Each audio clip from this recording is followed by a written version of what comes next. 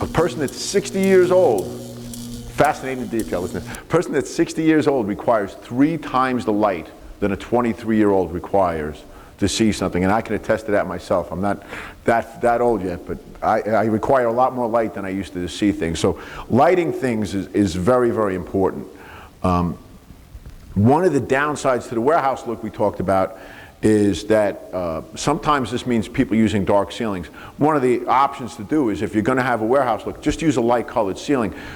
Having a lighted colored ceiling will help brighten up your store so much, and you don't have to use one light bulb to do it. You know, just using a lighter ceiling color will really help the store. Now, many stores utilize fluorescent light to provide general ambient light in the store.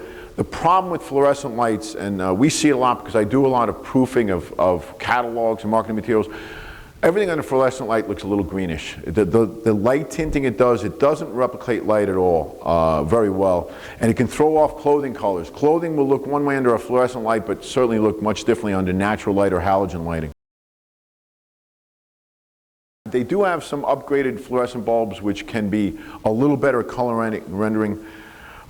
Store light design can get pretty complicated, but one way to supplement the fluorescent lighting is by using relatively inexpensive track lighting and halogen bulbs. And you can just start using it in a couple of areas, usually in a perimeter area of the store, and highlighting some of your more important displays.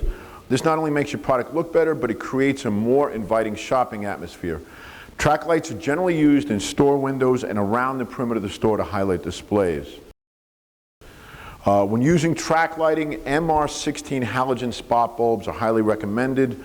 These are usually available for about $10 a pop, and they can provide a really nice tight beam control and excellent color rendering. It's relatively easy to upgrade your lighting by just introducing a couple of track lighting displays around the store and key displays, seeing what kind of reaction you're getting, seeing if people are liking it, seeing if people are buying that product more. If you see that working, you can add more displays.